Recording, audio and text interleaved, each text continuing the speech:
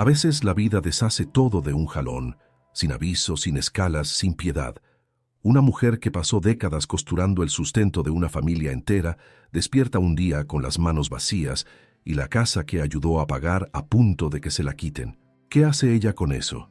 ¿Qué haría cualquiera de nosotras? Antes de descubrirlo, suscríbete al canal para no perderte ninguna de estas historias. Déjanos tu like que nos ayuda un buen y dime en los comentarios desde qué ciudad nos estás viendo. Me encanta saber hasta dónde llegan estos relatos. Ahora vente conmigo, porque lo que esta mujer construyó después de que todo se le vino abajo te va a sorprender de principio a fin.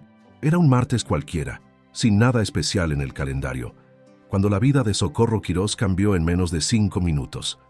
Estaba sentada frente a la máquina en el cuarto de costura, ese rincón estrecho que había transformado en un taller improvisado tras años de chamba acumulada. El rack con prendas de clientes formaditas, la cajita de hilos con los colores separados por tono, las tijeras grandes colgadas de un clavo junto a la ventana, por donde entraba limpiecita la luz de la mañana en Jalisco. Estaba terminando el ajuste de una blusa de crepé para una clienta que pasaría el jueves. El pespunte estaba casi listo cuando escuchó el ruido de la cerradura. No era hora. Rogelio salía temprano y siempre volvía después de las 6. El reloj de pared marcaba apenas las 2 de la tarde. Ella levantó la vista antes de pararse y fue hacia la puerta del cuarto. Cuando llegó al pasillo y dio la vuelta hacia la sala, se quedó fría. Se quedó mirando las maletas por un segundo que se sintió eterno. Luego lo miró a él. Ella siguió esperando. Había algo más. Tenía que haber algo más después de 34 años. Lo que siguió fue una frase que le cayó encima como algo pesado y frío. Que ella había cambiado. Que ya no era la mujer con la que él se había casado. Ella le preguntó derecho, con esa calma que a veces llega antes de lo peor, si había otra mujer. Él le sacó la vuelta a la mirada. Fue rápido, menos de un segundo, pero ella llevaba viendo esa cara 34 años y conocía cada gesto suyo mejor que él mismo. Luego dijo que no se trataba de eso. Ella no insistió. Sabía la diferencia entre un no y un sacar la vuelta, y lo que acababa de ver era lo segundo. Entonces él soltó lo otro. Lo que ella menos esperaba, lo que llegó después del primer golpe como un segundo gancho cuando todavía no se recuperaba del primero. Dijo que la casa estaba registrada solo a nombre de él, que ella se tendría que salir. No tenía que ser ese mismo día, pero tendría que ser pronto. Le recordó con una voz que le costó un chorro mantener estable, que ella había ayudado a pagar esa casa, que ella había aguantado los gastos cuando él se quedó sin chamba, y no fue una vez, fueron varias veces en todos esos años, y que había sido precisamente la lana de las costuras lo que evitó que perdieran todo en las épocas de vacas flacas. Él no negó nada. Solo dijo que lo que valía ante la ley era lo que estaba en el papel, y que el papel decía su nombre. Luego se fue al cuarto por el resto de sus chivas. Cuando él regresó con una bolsa más, pasó junto a ella sin decir nada más que un «ahí nos vemos», dicho de pasada, como quien se despide de un conocido en la calle. La puerta se cerró. El clic de la cerradura retumbó en la sala vacía con una precisión que parecía calculada para llegarle al fondo.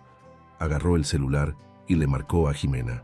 Su hija era el único hilo que ella sabía que aguantaba cualquier cosa. 32 años de vida que ella había formado, amado y protegido. La única persona en el mundo a la que sabría decirle cualquier cosa sin tener que medir las palabras. La llamada entró al segundo tono, y fue exactamente ahí, en ese segundo en que la voz de su hija llegó por el teléfono, cuando el verdadero golpe la alcanzó. La voz de Jimena no sonaba sorprendida, sonaba como la voz de alguien que ya sabía todo el cuento. Solo dijo, «Mamá», así nada más. Sin susto, sin alarma, sin la pregunta que cualquiera haría al recibir una llamada a media tarde en un día de chamba. Asfixiante. La palabra se quedó flotando en el aire del cuartito de costura como algo que no pertenecía a ese lugar. Dejó el teléfono sobre la mesa despacito, controlando cada músculo para no soltar nada que no pudiera recoger después. Entonces llegó el llanto. Pero no era el llanto de quien pierde al marido. Era algo distinto, más hondo, más amargo. Era el llanto de quien se da cuenta de que está completamente sola. No de esa forma lenta en que suele llegar la soledad, sino de golpe, sin escaleras. como caerse de un piso alto. Rogelio se había ido con sus maletas bien planeadas. Jimena se había puesto de su lado sin avisarle a su madre. Los dos habían platicado antes, se habían puesto de acuerdo con el cuento, la habían dejado atrás de una forma que requería maña. Ese segundo golpe le dolió de una forma que el primero ni le llegó a los talones. La blusa de crepé seguía en la máquina, el pespunte a la mitad. Esta vez lo terminó. Esa semana la realidad le mostró de qué tamaño estaba la bronca. Socorro llamó al banco y se topó con un saldo que apenas cubría 2 meses de gastos básicos. La lana de las costuras siempre había entrado y salido, porque las cuentas de la casa eran muchas, y lo que ella ganaba completaba lo que faltaba. No había ahorros. Nunca había sobrado lo suficiente para guardar de verdad. Le marcó a una conocida que trabajaba en un despacho de abogados en Guadalajara. Escuchó lo que ya temía, que con la propiedad a nombre de Rogelio, la batalla legal se llevaría años y le pediría una lana que no tenía, dinero para el abogado, para los trámites, para todo un proceso que se arrastraría mientras los recibos de la luz y el agua seguían llegando. Tiempo y lana. Las dos cosas que más le faltaban. A la semana siguiente, salió tempranito con una libretita en la bolsa y fue a tocar puertas. Mercería, lavandería, tiendas de ropa en el centro, talleres de costura industrial. En la tienda del centro, la encargada la miró con una sonrisa de esas que no son sinceras y le dijo que buscaban a alguien con más chispa y aguante para el ritmo del lugar, que ella ya se veía muy de edad. En el taller industrial, el dueño fue más al grano. 8 horas de pie, meta diaria, ritmo de fábrica. Necesitaban gente joven que aguantara la presión. Ella le respondió que había cosido toda su vida. Él ya le estaba dando la espalda cuando le soltó que en casa es otra cosa, doñita. 57 años en una ciudad que trataba la edad como si fuera un defecto pintado en la frente. Esa misma noche le llegó un mensaje de Rogelio preguntándole para cuándo pensaba dejar la casa. Ella leyó el texto, se guardó el celular en la bolsa del delantal y no contestó. Se quedó un momento parada en medio de la sala vacía, mirando el lugar donde las maletas de él habían estado días antes. Luego entró a su taller, prendió la luz, acomodó la tela en la máquina y se puso a chambear. La costura había sido el sustento de la familia por décadas. Ahora tenía que ser su salvavidas, no como un extra, sino como su única tabla de salvación. Al día siguiente, abrió su libretita, vio los nombres anotados a mano y empezó a marcar. Una por una, las conocidas de años, las clientas de siempre, las señoras del barrio que sabían dónde vivía y qué tan bien trabajaba. No tenía página web ni tarjetas, mucho menos redes sociales. Tenía el boca a boca, que en la colonia valía más que cualquier anuncio en el periódico. Los primeros encargos cayeron esa misma semana. Y fue ahí, en ese comienzo tan difícil y urgente, donde Socorro Quirós entendió que ya no había lugar para esperar a que alguien viniera a rescatarla. Solo estaba ella, su máquina y sus manos que sí sabían trabajar. Con eso iba a levantar lo que viniera. Los primeros clientes llegaron por recomendación, como siempre había funcionado en ese rumbo de Jalisco, donde el chisme de quién arregla bien un pantalón o quién cobra lo justo vuela de puerta en puerta. Socorro no tuvo que pedir mucho, bastó con avisarles a las vecinas y en 2 días la libreta ya tenía 4 nombres para la semana. La primera clienta le trajo un vestido de fiesta con 4 arreglos distintos: la bastilla, la cintura, los tirantes y el forro despegado. Era una prenda fina, de tela pesada, con un acabado difícil. Socorro lo revisó todo antes de abrir la boca, le dio la vuelta al vestido, pasó los dedos por las costuras y checó el forro con el cuidado de quien lee un contrato antes de firmar. Luego le dio el precio. La señora le hizo una mueca, le regateó sin pena y se fue dejando el vestido, prometiendo pagar cuando pasara por él. Cuando volvió, le pagó menos de lo que habían quedado y se fue sin dar chance de alegar. Simplemente dejó los billetes sobre la mesa, como si ya estuviera dicho. Esa era la nueva cuenta de su vida. Guardar cada peso que llegaba, por mínimo que fuera, porque el suelo que pisaba estaba muy angosto y cualquier paso en falso le iba a salir caro. El cuerpo también empezó a pasarle la factura de lo que había ignorado por años. Décadas de costura dejan huellas que solo se sienten cuando uno deja de distraerse y tiene que estar al 100 en la chamba. La espalda le chillaba después de 2 horas en la misma posición. El dedo índice y el pulgar de la mano derecha se le entumecían al final del turno. La vista se le cansaba con la luz de los focos en la noche, y al día siguiente los ojos le amanecían pesados, como si hubiera leído mucho en lo oscuro. Organizó su rutina con la precisión de quien no puede desperdiciar ni un minuto. Se levantaba antes de que el sol pegara fuerte, cuando la luz natural entraba por la ventana de la fachada con esa claridad que no lastima. Le daba a la máquina hasta el mediodía. Descansaba 1 hora. Nada de acostarse, solo sentarse en otra silla, echarse un taco, dejar que los dedos se aflojaran. Luego le seguía hasta media tarde. Después de la cena, solo si era una urgencia. Era un ritmo más lento de lo que necesitaba para producir dinero, pero era lo que su cuerpo le permitía sin tronar, y un cuerpo tronado no genera ni un centavo. Fue en medio de esa rutina tan apretada cuando apareció doña Eufrasia. Era una tarde de miércoles, con esa luz naranja de cuando ya va a caer el sol. Socorro estaba en la máquina cuando sonó el timbre. Abrió la puerta y se encontró con una señora de cabello blanco, muy bien peinada, con un corte elegante, ropa sencilla pero bien planchadita, cargando un abrigo de lana azul marino en el brazo. Le dijo a doña Eufrasia que le diera 2 días, que iba a usar una aguja muy fina para no dejar marcas en la tela y que buscaría un hilo del tono exacto, que el abrigo le iba a quedar como mandado a hacer sin perder su forma original. La señora escuchó atenta y luego hizo la pregunta de rigor: ¿cuánto va a hacer?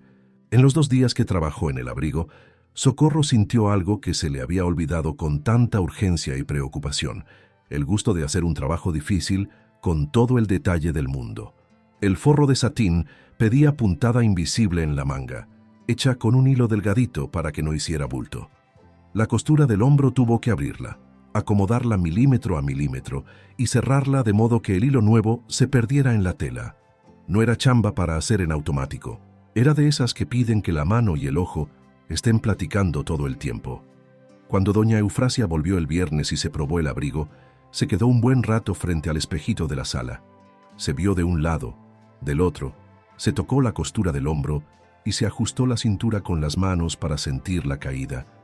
Se le fueron llenando los ojos de lágrimas despacito, sin drama, con la compostura de quien no llora por cualquier cosa, pero a veces no le queda de otra. Se quedó así unos segundos, calladita. Luego miró a Socorro a través del espejo y le dijo: «Usted tiene un don en las manos, chava. Esto no es cualquier costura». Fue lo primero bonito que alguien le decía desde que todo se le había venido abajo. No era un cumplido hueco, sino el reconocimiento de alguien que de veras sabía de lo que hablaba. Guardó esa frase en un rinconcito de su corazón, que no había tenido muchas visitas últimamente. Había muchas cosas ocupando espacio: el recibo del mes que no completaba, el mensaje de Rogelio que otra vez le exigía fecha de salida, la llamada que no se atrevía a hacerle a Jimena, porque cada que agarraba el celular se acordaba de su voz fría y se le congelaba la mano. Había poco lugar para las cosas buenas, pero esa frase sí cupo. A la segunda semana, la máquina se le plantó. Se paró a mitad de una chamba, justo cuando Socorro tenía 2 pedidos para entregar el viernes y un tercero prometido para el lunes. Se detuvo con un gruñido seco que ella ya conocía. No era el ruido de cuando se enreda el hilo o se acaba la bobina. Era un sonido más feo, más hondo, el sonido de algo que se rompió por dentro. Trató de arreglarla ella sola, como ya lo había hecho otras veces. Desarmó la plaquita, limpió la bobina, checó la aguja, ajustó la tensión. La máquina dio unas vueltas y se volvió a atorar con el mismo ruido. Llamó al técnico, que se la arreglaba antes. El señor vino al día siguiente, la revisó un rato, la prendió y la apagó, escuchó el motor, abrió una tapita y se asomó con una linterna. Luego se quedó callado antes de soltar la sopa. Era una pieza del mecanismo interno.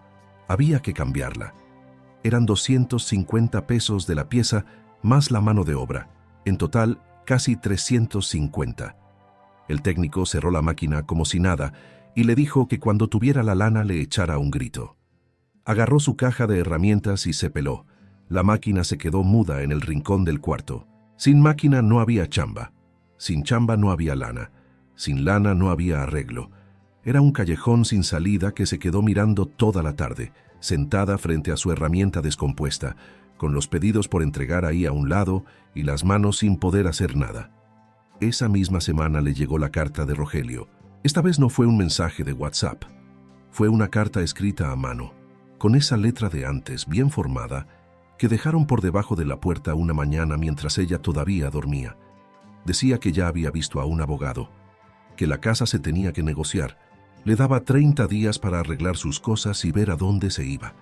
30 días. Esa noche ni cenó bien. Calentó un poquito de arroz, se sentó pero no le pasaba el bocado. Lavó el plato, apagó la luz y se quedó en la sala a oscuras. No lloró. Las lágrimas se le habían secado en las últimas semanas y ahora lo que sentía era otra cosa, algo más duro. Un cansancio de esos que no se quitan durmiendo, que se te queda pegado entre el cuerpo y la cabeza como una carga que aprendes a llevar porque no tienes dónde soltarla. Se quedó ahí sentada en la penumbra. Pensó en el saldo del banco, en los 30 días, en la máquina muda, en las puertas que le cerraron en la cara con una sonrisa falsa. Entonces se acordó de doña Eufrasia. La imagen le llegó de repente. La señora de pelo blanco frente al espejo, con los ojos llorosos, tocando la costura del hombro que ella había hecho milímetro a milímetro. Y la frase que guardó: «Usted tiene un don en las manos». Luego se levantó despacio, fue a la cocina, se tomó un vaso de agua, prendió la luz del pasillo. No había solución esa noche. La máquina seguía rota, la carta seguía en la mesa, los 30 días seguían corriendo. Pero algo dentro de ella decidió una cosa chiquita pero importante. No se iba a rendir esa noche. Mañana vería cómo juntar la lana para el arreglo. Fue la primera noche en semanas que de veras pudo dormir. A la mañana siguiente, antes de que el sol calentara, ya estaba sentada en la mesa con su libretita abierta. Hizo una lista de todo lo que podía hacer a mano, sin necesidad de motor. Bastillas de sábanas, pegar botones, presillas, dobladillos de pantalones de vestir, remiendos en ropa de niños, zurcidos finos, chamba de a poquito, mal pagada, de esa que casi ninguna costurera quiere porque no rinde el tiempo. Ella no estaba para andarse con moños. Les marcó a las conocidas con encargos chiquitos que normalmente no valían la pena. Les avisó que estaba disponible para arreglos rápidos, que los hacía en su casa y los entregaba en 2 días. Los pedidos empezaron a caer ese mismo día. Chiquitos, de a pocos pesos, pero eran reales. Costuró a mano durante 2 semanas, sentada en la silla de la sala con la luz de la ventana mientras duraba el día, luego con una lamparita cerca cuando ya no veía bien, con aguja gruesa para las sábanas y la finita para los remiendos delicados, con el dedal bien puesto porque después de horas la piel ya no aguanta. Juntó 10 pesos aquí, 20 allá, 50 por un juego de sábanas. Al final de las 2 semanas ya tenía los 350. Llamó al técnico. El señor vino, cambió la pieza, ajustó todo y probó con un retazo de tela viejo. La máquina empezó a ronronear, ese ruido familiar, rítmico, que ella llevaba oyendo más de 30 años cada vez que pisaba el pedal. El alivio que sintió fue mucho más grande que el arreglo. No era alegría, era ese respiro de quien recupera lo único que tiene para defenderse en la vida. Esa tarde, una vecina le platicó de una señora viuda que rentaba un cuartito al fondo de su casa. Sin contrato, sin depósitos locos. 2 meses por adelantado y ya estuvo. Socorro fue a verlo un sábado. Era un cuarto con su propio baño. Una ventana que daba a una barda de ladrillo sin revocar, espacio para una cama, una silla y poquito más. Piso de cemento, un foco pelón en el techo y ese olor aguardado que tarda en irse. Doña Cuca, la dueña, era una señora de pelo teñido de negro como de 60 años, que vio a Socorro con la mirada de quien ya ha rentado ese cuarto 1000 veces y no tiene tiempo para cuentos. La dueña le dijo que no quería ruidos después de las 9 de la noche y que nada de visitas sin avisar. Las 2 mujeres se miraron un segundo con el entendimiento de quien no necesita hablar mucho para cerrar un trato. «Sale», dijeron. En la mañana de su último día en la casa, Socorro se despertó antes de que sonara la alarma. Se hizo café por última vez en esa cocina, usando la misma tetera abollada de siempre, esperando a que el agua hirviera con el ruido que se sabía de memoria. Se sentó a la mesa, se tomó el café despacito y se quedó viendo el azulejo de la esquina del fregadero, ese que se había estrellado hace años cuando a Rogelio se le cayó una olla y nunca arreglaron. Ella había arreglado muchas cosas en esa casa. Ese azulejo no. Ahí se había quedado, con la grieta fina, mientras todo lo demás ella lo mantenía en pie. Se dio la vuelta y se puso a empacar. No tenía mucho que llevarse. Ropa, sus papeles en la carpeta de siempre, los hilos y agujas en una caja de zapatos, los carretes separados por color en una bolsa, las tijeras envueltas en un trapo viejo para que no se maltrataran. A la máquina la envolvió en una cobija gruesa, amarrándola con un mecate por los dos lados, con el cuidado de quien empaca algo que no tiene repuesto. 2 taxis. 2 vueltas. La máquina en sus piernas en el asiento de atrás del segundo taxi, porque no cabía en la cajuela con lo demás. Llegó al cuartito de la ventana que daba a la barda, con todo lo que le quedaba de una vida de décadas. Puso la máquina cerca del enchufe, la desenvolvió con cuidado y pisó el pedal una vez, nomás para ver si había aguantado el viaje. El ronroneo llenó el cuarto chiquito. Funcionaba. Miró por la ventana la barda de ladrillo, a unos cuantos centímetros, tapándole cualquier vista que no fuera ella misma.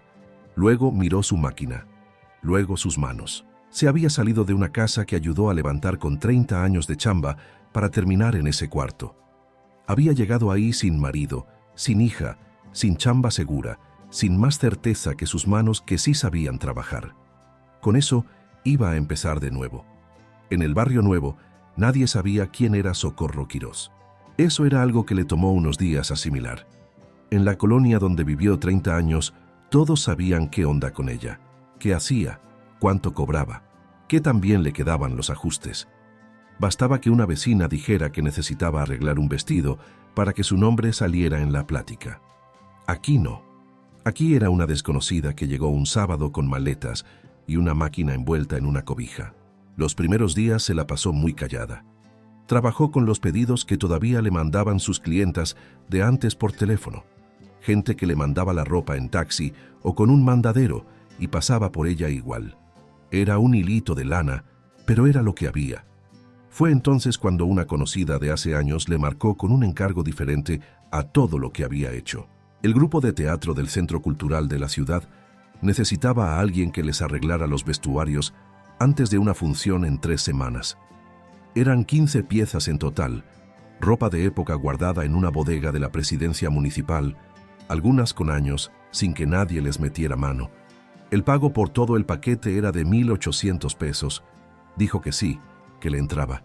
La bodega estaba en un edificio viejo de techo de lámina en una callecita del centro, prestado al grupo desde hacía años. Por dentro, estaba más grande de lo que se veía por fuera. Un galerón largo con poca luz, tubos de fierro haciendo de racks y cajas de cartón amontonadas por todos lados. La directora del grupo, Graciela Pimentel, era una mujer como de 45 años, de pelo recogido y ropa práctica, con facha de quien resuelve 1000 broncas a la vez, con poco dinero y sin quejarse. Al segundo día de estar en la bodega, se quedó viendo un vestido largo de una tela color vino oscuro que debió ser muy chulo hace mucho tiempo. La prenda tenía buena madera. Estaba bien construida desde el principio, con buena tela debajo de las manchas del tiempo. Pero el corte se veía ya muy anticuado, los costados estaban deshechos, el forro se le caía y el escote ya no tenía forma. Se le quedó viendo un buen rato, nomás analizando. Arreglar lo roto era fácil. Le tomaría unas horas y ya. El resultado sería un vestido con las costuras cerradas y el forro en su lugar. Técnicamente servía, pero se vería sin chiste, sin vida, con esa cara de ropa remendada que no engaña a nadie.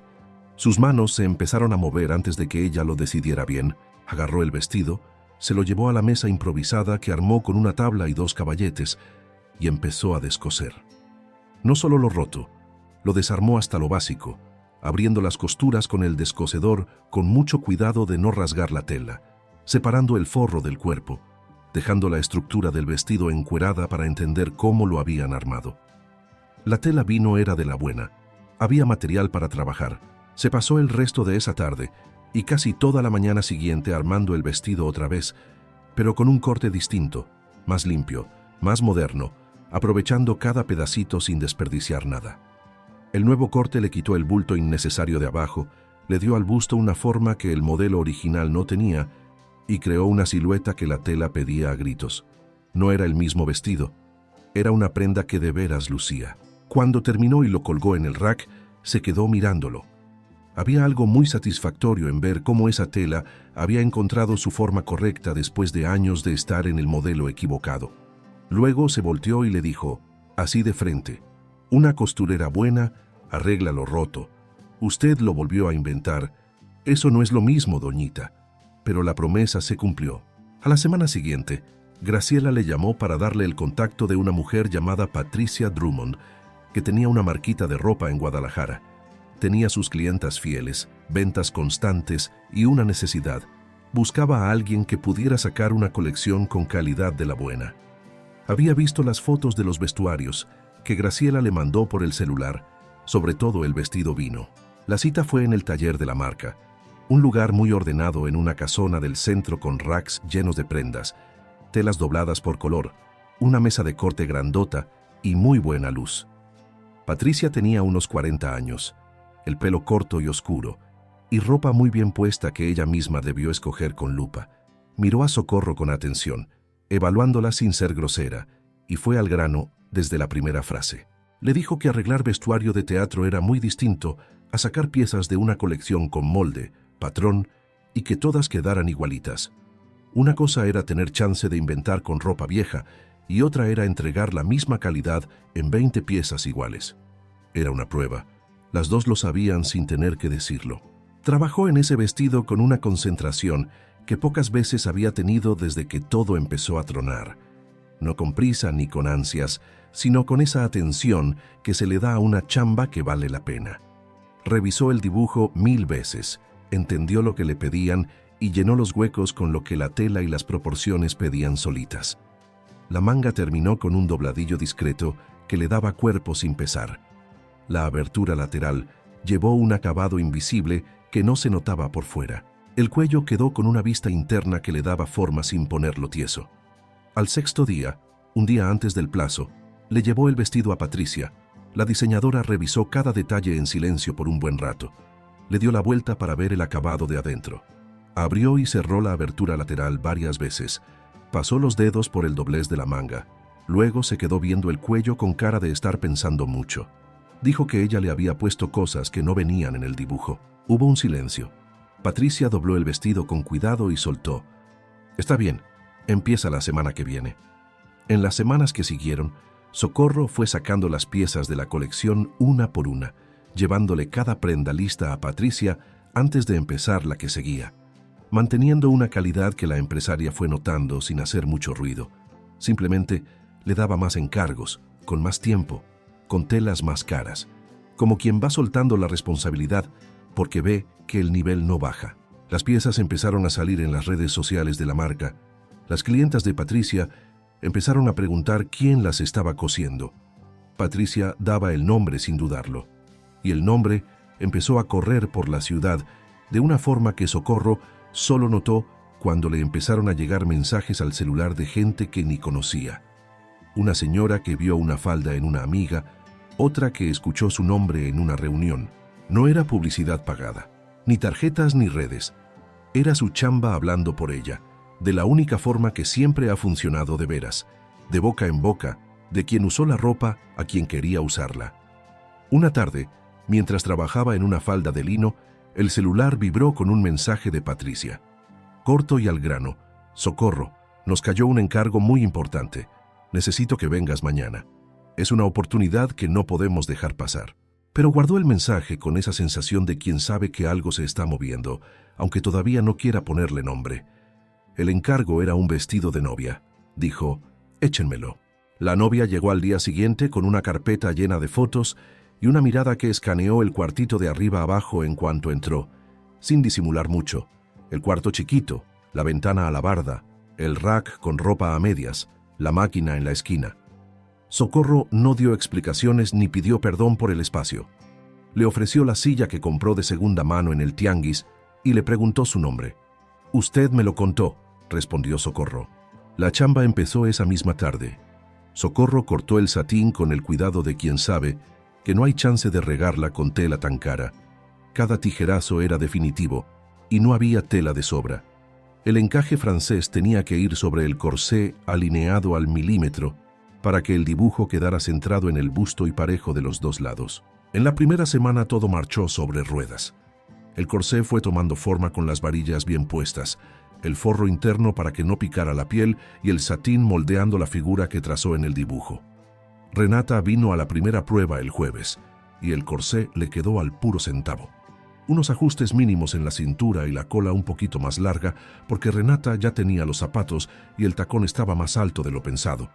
Se arregló ahí mismo, con alfileres, sin prisas. La segunda semana fue cuando entró lo mero difícil. El encaje. Pegar encaje sobre satín estructurado pedía un orden.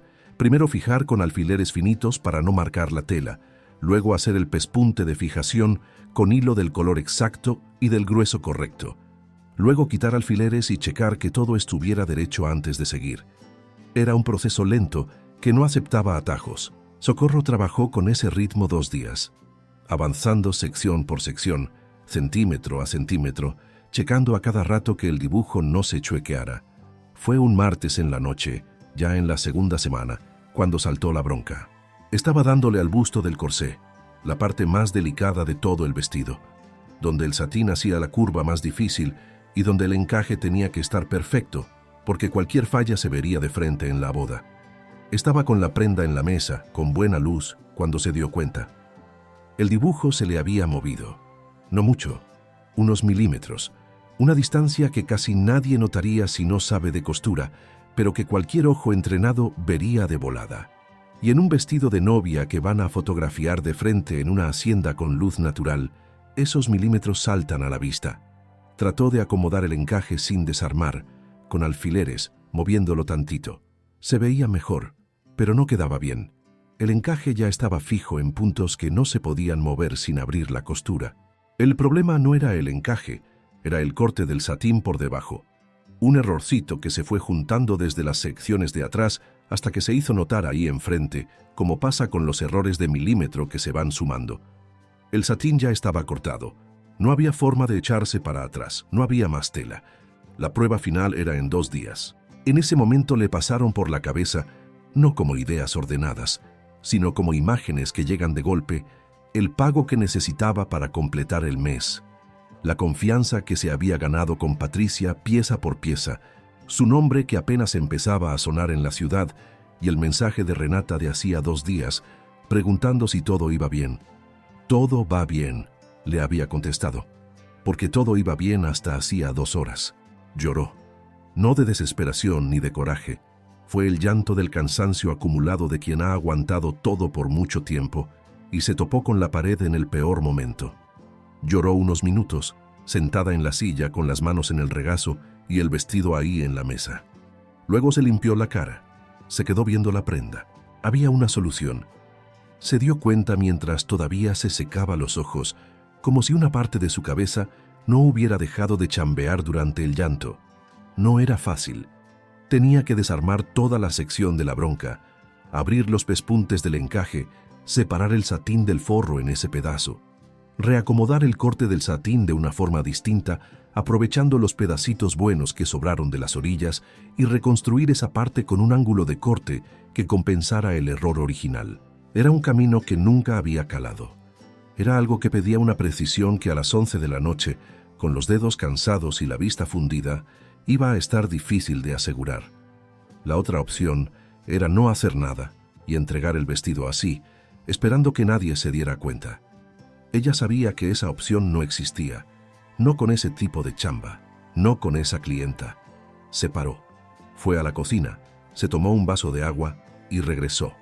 Se puso a trabajar. La madrugada se le fue con esa concentración de quien no tiene espacio para pensar en nada más que en lo que tiene enfrente. Pura tela, pura aguja, pura bronca.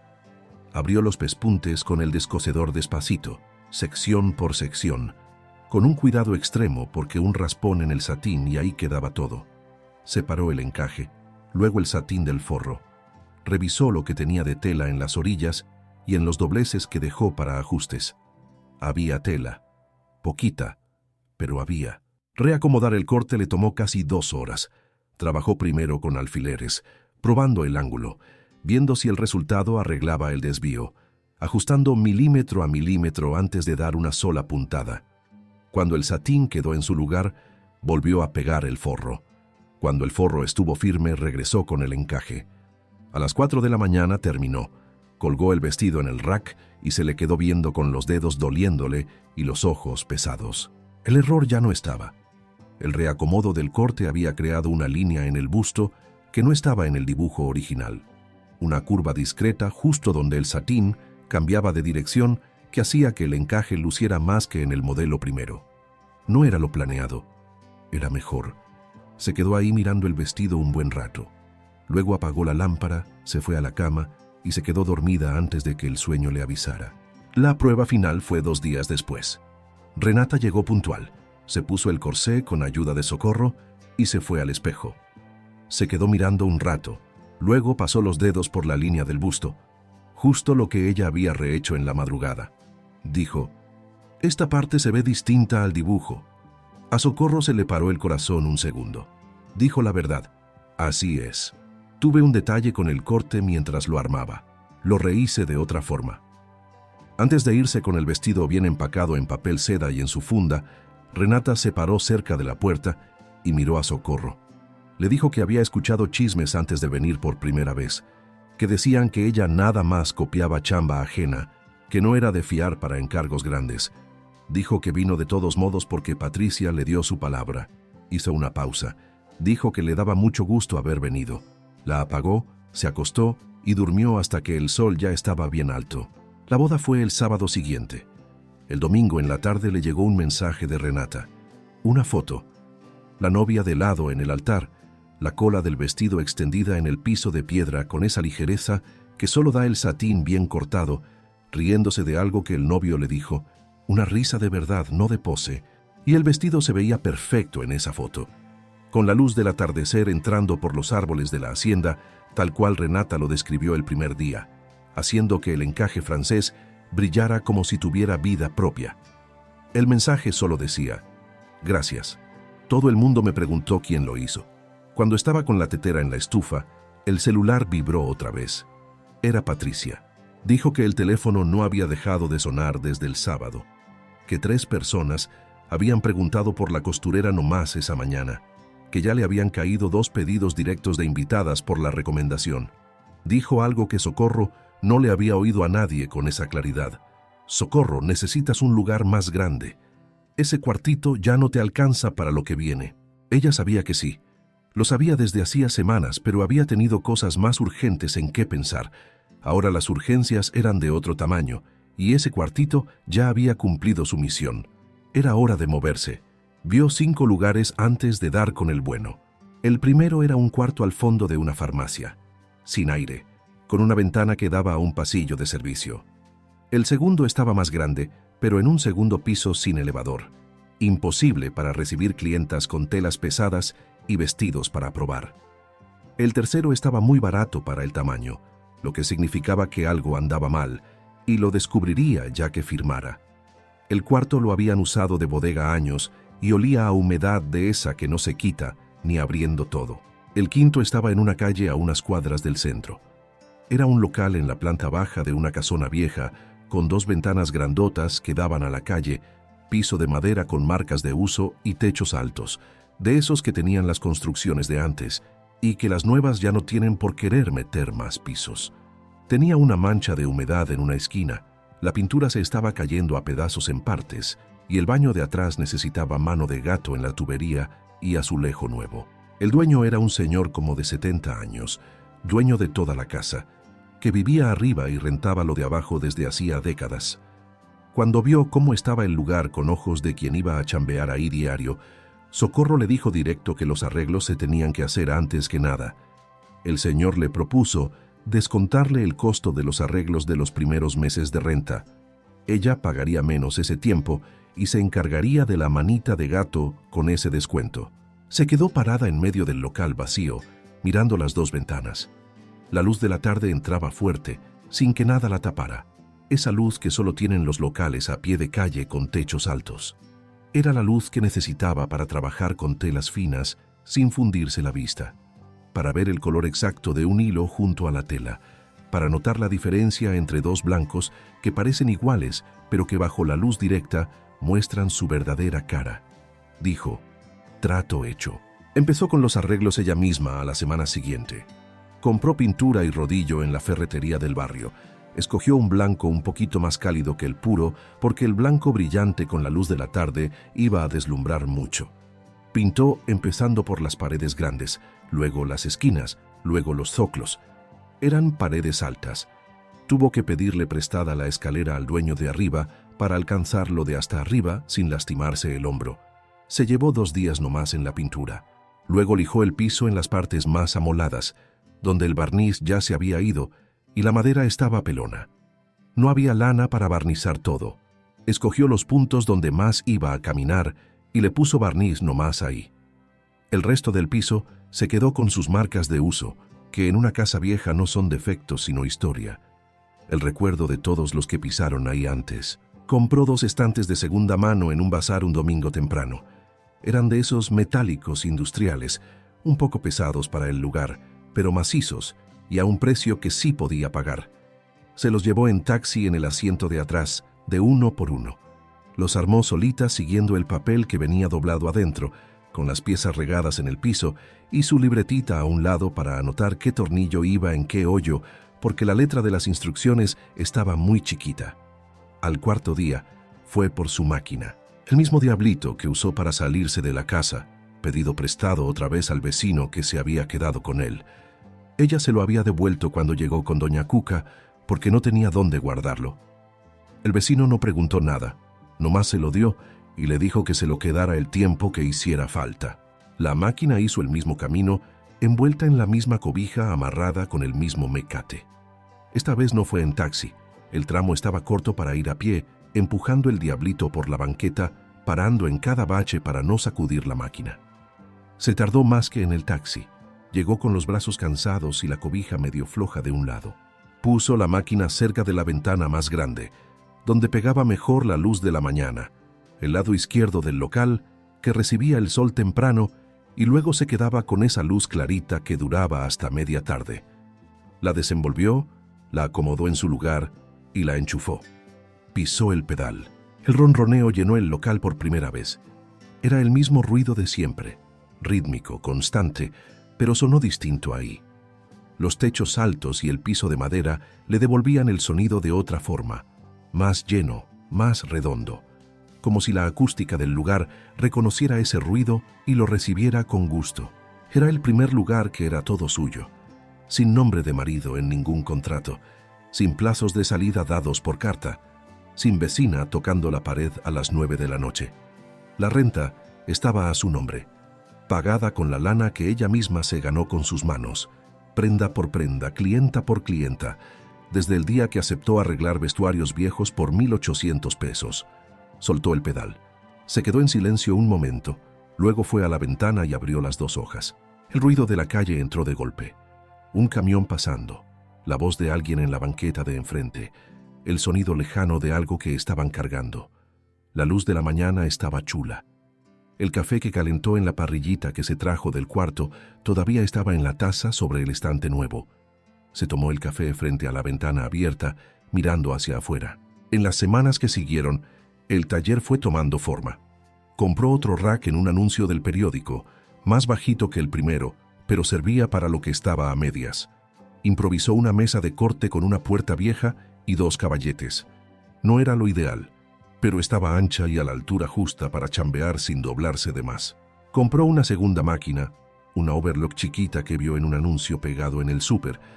La pagó en abonos después de ir a verla, probarla y negociar con el dueño que estaba cerrando una maquila. Los encargos no dejaron de llegar. Su nombre corría por la ciudad de formas que ella ya no controlaba y que no necesitaba controlar. Una clienta le decía a otra, alguien que vio el vestido de Renata preguntaba quién lo hizo. Patricia la mencionaba en sus juntas de negocios. Cada chamba bien entregada era publicidad que no le costaba ni un peso. Ya tenía una lista de espera de 4 semanas para nuevos pedidos. Una tarde, Patricia fue al taller por primera vez desde que se mudó.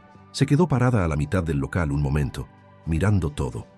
Las 2 ventanas abiertas, los racks con la ropa organizada, la mesa de corte con la tela marcada para el siguiente trabajo, la luz chula que entraba y se regaba por el piso de madera. Dijo, así sí queda bien. Era un cambio de nivel. Ya no era una proveedora más, era su socia.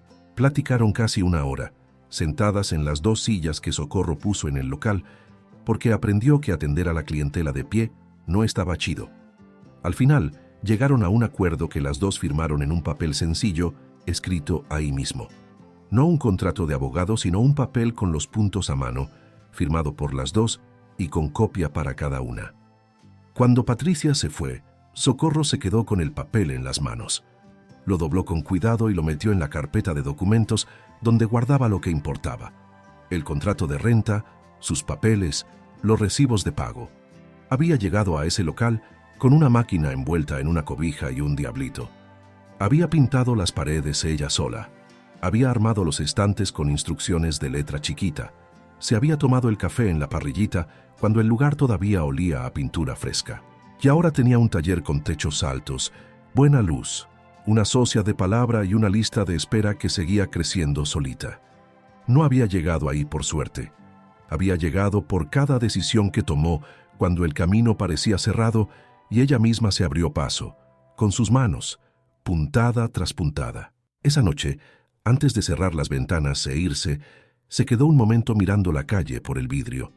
El movimiento de la tarde en Guadalajara, la gente pasando con prisa para llegar a su casa, una pareja parándose en la esquina a ver algo en el celular, un niño corriendo delante de su abuela. La ciudad seguía su ritmo, y ella había encontrado el suyo dentro de todo ese relajo, en un lugar que era todo suyo, en una chamba que era toda suya, en una vida que ella misma levantó con sus manos después de que alguien quiso convencerla de que ya no servía para nada. Cerró la ventana, apagó la luz y echó llave. Se guardó la llave en la bolsa. El taller ya tenía su propio ritmo. No era ese ritmo desesperado de los primeros meses, cuando cada día era una carrera contra lo que faltaba, contra lo que se vencía, contra lo que se podía caer si daba un paso en falso. Era un ritmo distinto, constante, firme, de ese que solo se da cuando uno deja de correr por necesidad y empieza a chambear por gusto. Los pedidos llegaban de formas que ella ya ni trataba de adivinar. Una semana le caían 2 novias con fechas pegaditas y nada de la colección. A la semana siguiente, aparecían 3 graduaciones y un encargo de Patricia para unas blusas finas que la marca iba a usar en una campaña. Ese sube y baja le daba ansias al principio. Ahora era nomás cómo funcionaba el negocio y aprendió a organizar la semana según lo que había en la fila, no según lo que ella esperaba. La lista de espera ya iba en 14 clientas. Una mañana de lunes, mientras le daba un corsé de satín dorado para una clienta que se casaba en 3 semanas, sonó el timbre. Ella no tenía citas esa mañana. Los lunes eran de taller cerrado, sin atender gente, sin visitas. Puso un aviso en el timbre. Cuando había cita, ella avisaba antes. Se levantó, fue a la puerta y abrió. Estaba viendo el taller. Los racks con ropa, las ventanas abiertas, la segunda máquina en la esquina. Se quedó un segundo de más mirando todo eso. Él entró, se quedó parado cerca de la puerta con el sombrero todavía en la mano, sin alejarse mucho de la salida, como quien deja abierta la opción de pelarse rápido. Miró alrededor otra vez. Vio la mesa de corte, el rack con el satín dorado que ella dejó colgado para la prueba, el contrato con Patricia que estaba ahí a la vista en el estante. Soltó la sopa, con una franqueza que a veces la gente agarra cuando ya no le queda de otra. La vida nueva no le había salido como pensaba. La mujer con la que se fue se había largado a los pocos meses. No se quedó cuando la lana empezó a escasear, ni cuando se acabó la emoción del principio y quedó la realidad de 2 personas que se tenían que aguantar diario. Se había gastado sus ahorros queriendo llevar una vida que se veía bien por fuera, pero que por dentro no se sostenía. Perdió la chamba fija por mala suerte con la empresa que lo contrató. Estaba viviendo en un cuarto de renta, sin nada seguro, sin saber qué seguía. Dijo, la regué, Socorro, sé que la regué gacho. Ella escuchó todo. Se quedó sentada en su silla de costura mientras él hablaba, con las manos en el regazo, sin interrumpirlo. Se había imaginado ese momento muchas veces en los primeros meses después de que la dejó. A veces con coraje, a veces con una amargura fría. a veces con una tristeza que no sabía ni dónde poner. Guardó cosas que nunca pudo sacar, frases que armó en su cabeza en noches de chamba tarde cuando no podía dejar de pensar. Pero viéndolo ahí, a ese hombre sentado en su taller con el sombrero en las manos y la vida hecha pedazos en los ojos, sintió que todo eso que guardó se había quedado en el pasado junto con muchas otras cosas. No es que se hubiera borrado, simplemente ya no tenía lugar. El dolor existió, fue real y caló hondo, pero ya era historia. No porque se hubiera curado por arte de magia, sino porque ella construyó tanto encima de eso que el pasado quedó enterrado bajo capas que ya ni se veían desde arriba. Le contestó, con la claridad que aprendió en esos 2 años, no la claridad del pleito, sino la de quien sabe bien dónde está parada. Le dijo que ese día él llegó con las maletas ya listas, que no fue un arrebato ni un coraje del momento. Lo pensó, lo decidió y lo hizo con toda la frialdad del mundo. Le dijo que lo que cambió entre ese día y hoy no fue lo que él hizo, sino el resultado de lo que hizo, y que el resultado no es arrepentimiento, es consecuencia. Él tomó su decisión cuando tenía una vida entera con ella. Decidió irse, y ella hizo lo que hizo con el hueco que él dejó. Entonces señaló el taller a su alrededor. Dijo, «Estás sentado en la silla de mi taller, el que yo levanté después de que te fuiste, con la chamba que tú me dijiste que no contaba porque era en la casa, con las manos que usaste como prueba de que yo ya había cambiado». Dijo, «No tengo nada que ofrecerte». Él se levantó, se puso el sombrero con ese gesto mecánico de toda la vida. Fue hacia la puerta, se detuvo con la mano en la manija. Era el mismo gesto del día de las maletas. La mano en la manija, la pausa antes de salir, solo que esta vez se volteó. Se le quedó viendo, al taller, a las ventanas abiertas, a todo lo que ella levantó sin él y a pesar de él, en los meses que pasaron desde que salió por esa misma puerta. Preguntó con una voz que sonaba distinta a todo lo que había dicho antes, «¿Te fue bien?» Ella contestó, «Me fue bien». Él salió. La puerta se cerró. El ruido de la calle volvió a entrar por los vidrios, un camión, voces, el ruido normal de una mañana de lunes en Guadalajara. Prendió la máquina. En los días que siguieron, trabajó con esa concentración de quien no dejó ningún pendiente emocional con la visita de Rogelio. Había algo que se arregló en ese encuentro, no porque él pidiera perdón o ella lo perdonara a gritos, sino porque se dijo la verdad y nada más que la verdad. Ella fue ella misma, en su lugar, en su tiempo, y con eso bastó. El satín dorado quedó listo 2 días antes del plazo. La clienta se lo llevó con ese alivio y alegría de las novias cuando el vestido les queda mejor de lo que soñaron, y Socorro recibió su pago y anotó el siguiente nombre de la lista. Aprendió en esos 2 años que algunas visitas llegan para cerrar ciclos que se quedaron a medias. Rogelio fue una de esas. Llegó, vio que lo que dejó atrás se transformó en algo que ya no lo necesitaba, y se fue por la misma puerta que usó para irse con las maletas. La diferencia es que esta vez él sí se volteó a ver, y ella fue la que se quedó. Esa semana al taller le cayeron 2 pedidos nuevos. Socorro abrió su libreta, anotó los nombres y checó el calendario. Tenía chamba hasta el próximo mes. Estaba justo donde tenía que estar. Abrió las ventanas a la mañana siguiente, como hacía diario. Se puso el café y se quedó un momento mirando la calle. Luego se sentó en su silla y empezó. En ese tiempo, Socorro no supo que su hija ya había pasado por ahí antes de animarse a entrar.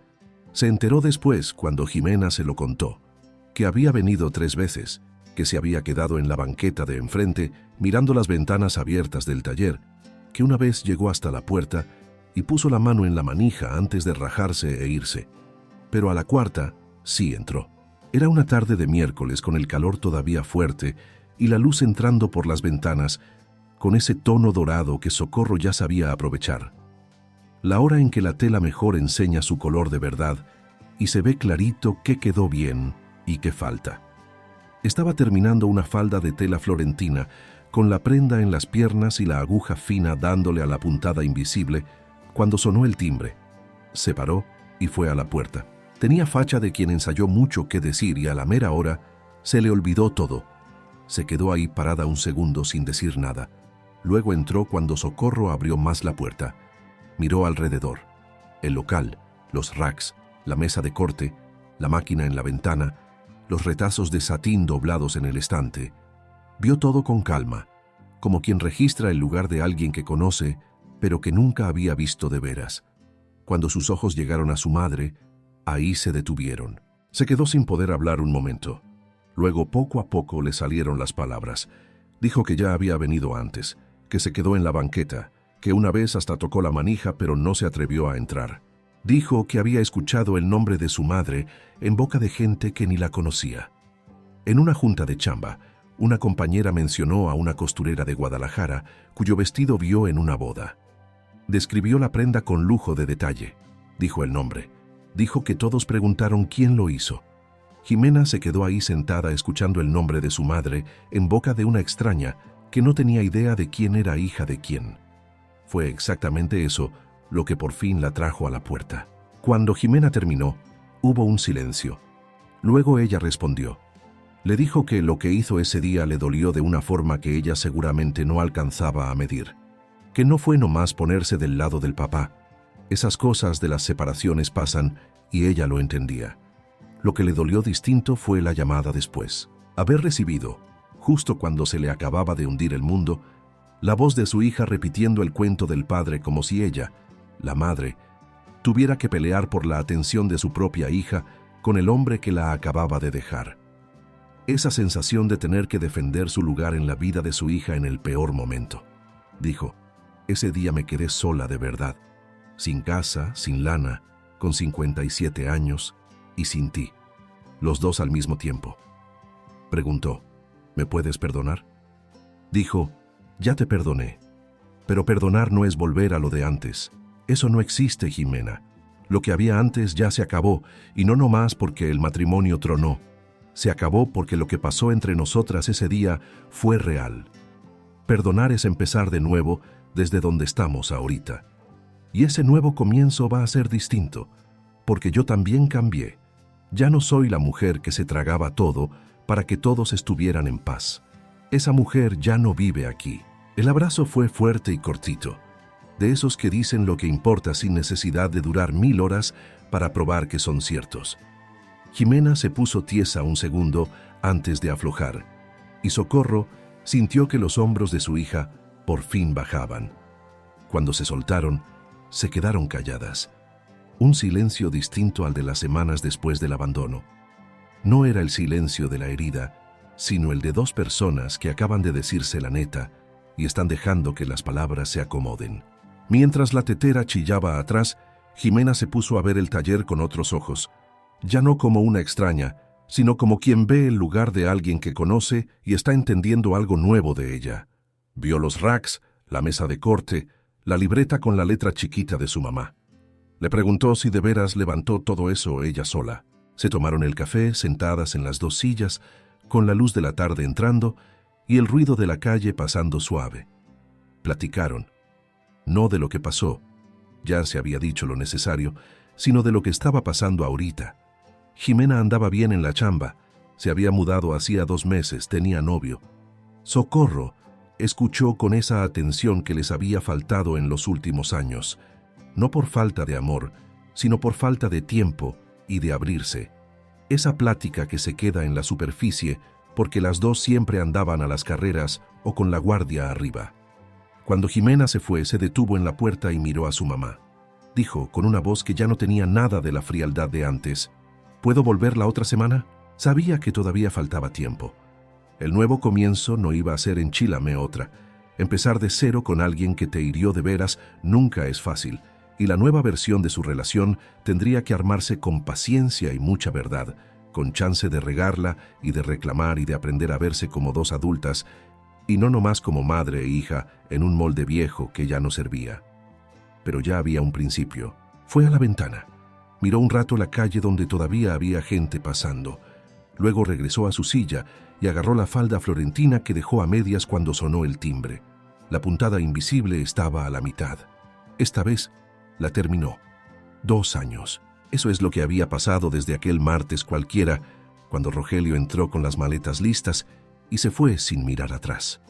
2 años le tomó a Socorro Quirós pasar de ser una mujer sentada frente a una blusa de crepé, a medias, sin saber qué hacer, al momento en que estaba ahorita, en una mañana cualquiera con las ventanas abiertas, el café calentándose y la máquina lista para la primera chamba del día. La calle en el centro de Guadalajara tenía ese movimiento de las mañanas de chamba. Gente con prisa, camiones yendo y viniendo, el ruido de la cortina metálica de una tienda abriéndose 2 locales abajo, con ese estruendo que ella ya usaba de reloj. Cuando la cortina subía eran las 7:20. Le gustaban esas señales del tiempo, ruidos que le decían la hora sin tener que ver el reloj. Se quedó frente a la ventana con la taza en la mano, como cada mañana. Hay cosas que solo se entienden cuando las ves desde lejos, cuando ya pasó el tiempo suficiente para que se vea la forma completa. A la mitad, mientras pasa, uno nomás ve pedazos, la cuenta que no cuadra, la máquina que truena, la carta por debajo de la puerta, el clic de la cerradura. Solo con la distancia los pedazos enseñan la forma que siempre tuvieron y que uno no alcanzaba a ver de cerca. 2 años. Socorro ya sabía cuál era la forma.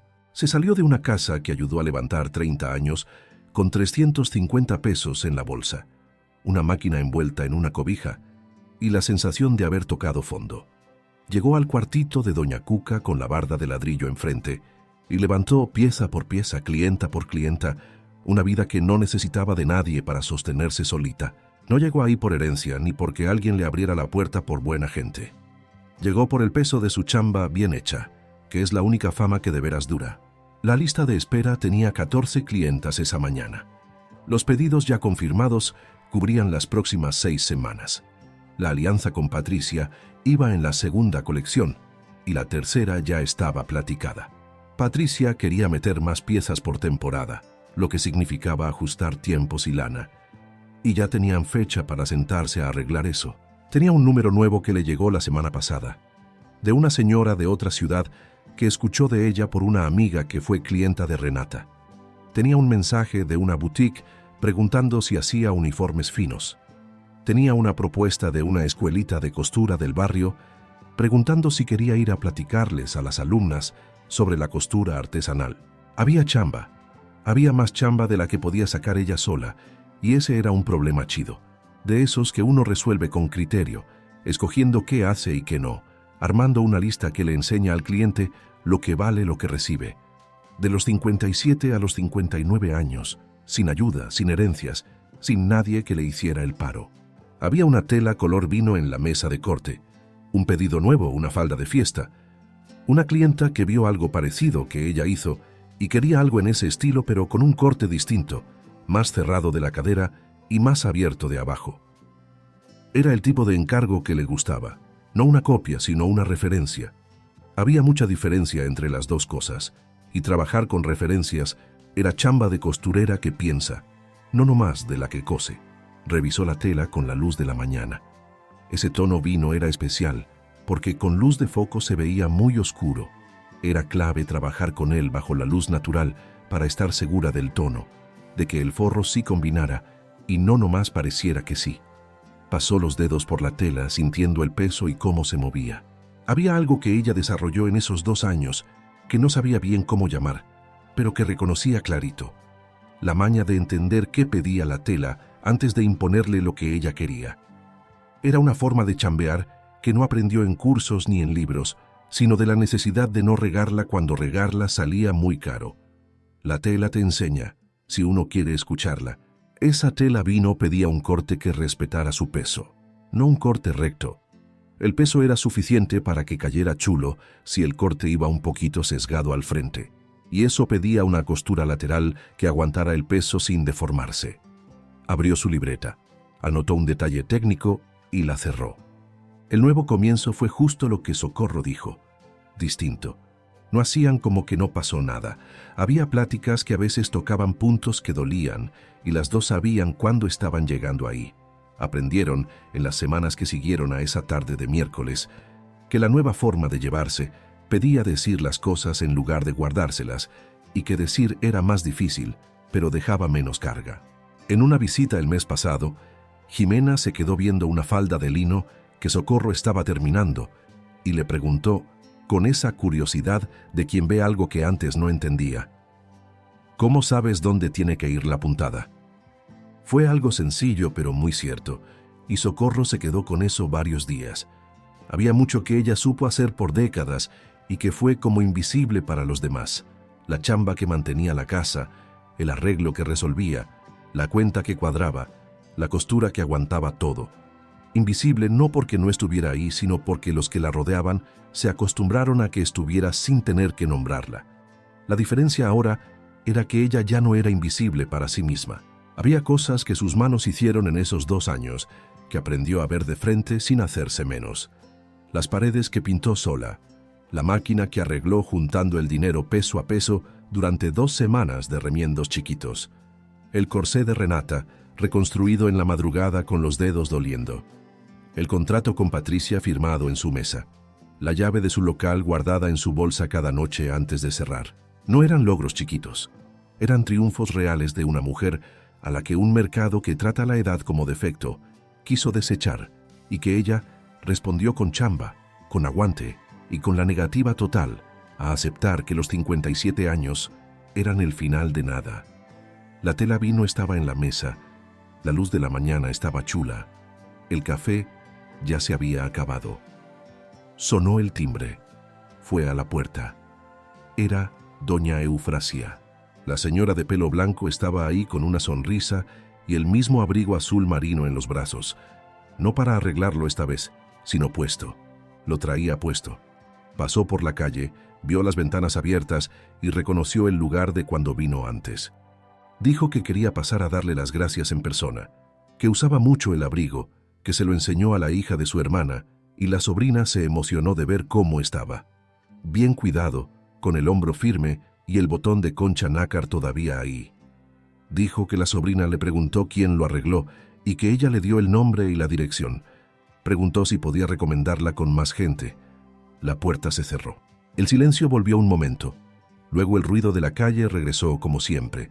El camión, las voces, el ritmo de la mañana. Ahora doña Eufrasia había vuelto con el mismo abrigo, a este taller que se levantó con ese reconocimiento como uno de los primeros ladrillos. Había algo que cerraba un círculo ahí y Socorro no trató de ponerlo en palabras. Se quedó con esa sensación un momento. Luego regresó a la mesa de corte. La tela vino la esperaba, con la marca del alfiler, con la luz de la mañana atravesándola y enseñando la textura que la hacía especial. Agarró las tijeras grandes, las mismas que estuvieron en el clavo de la ventana de la otra casa por décadas, las mismas que envolvió en el trapo viejo el día de la mudanza, las mismas que dieron el primer tijerazo al satín de Renata en una noche que parecía de otra vida. Abrió las tijeras en el punto marcado. La tela cedió con ese sonido limpio de un buen corte, un ruido que había escuchado miles de veces y que nunca perdía esa fuerza de significar el comienzo de algo nuevo. Adentro, la máquina ya calientita esperaba. La lista con 14 nombres esperaba. La chamba que la encontró y que ella encontró. En los 2 años que pasaron desde que un hombre salió por la puerta con 2 maletas pensando que se lo llevaba todo. No se llevó nada. Lo que se quedó fueron las manos. Y las manos levantaron todo esto. Se miró las manos un momento. Las marcas chiquitas en las yemas, el callo en el dedo donde pasaba la aguja, las venas más marcadas que a los 30, la firmeza de quien trabaja con cuidado y con fuerza. No eran las manos de alguien que no tuviera nada que ofrecer. Nunca lo fueron. Eran las manos de una mujer que descubrió, cuando ya no tenía de quién depender, de qué era capaz. Y eso no se le iba a olvidar nunca. Pisó el pedal. El ronroneo de la máquina llenó el taller. Rítmico, constante, como una respiración que ya era parte del lugar. La luz de la mañana estaba chula. La tela vino estaba en la máquina. La lista tenía 14 nombres. La vida no se puso buena porque él se fuera. La vida se puso buena porque ella se quedó. Esta historia fue la de una mujer a la que le quitaron todo de un jalón y que aún así no se dejó caer. Si esta historia te llegó, si en algún momento pensaste en alguien que conoces o en ti misma, entonces valió la pena contarla. Suscríbete al canal para no perderte los próximos relatos, porque vienen muchas más historias de gente común haciendo cosas fregonas, de comienzos que parecían imposibles y que sí se dieron. Déjanos tu like que nos ayuda a llegar a más gente. Y cuéntame aquí abajo desde qué ciudad nos ves. Me encanta saber hasta dónde llegan estas historias. Ahí nos vemos.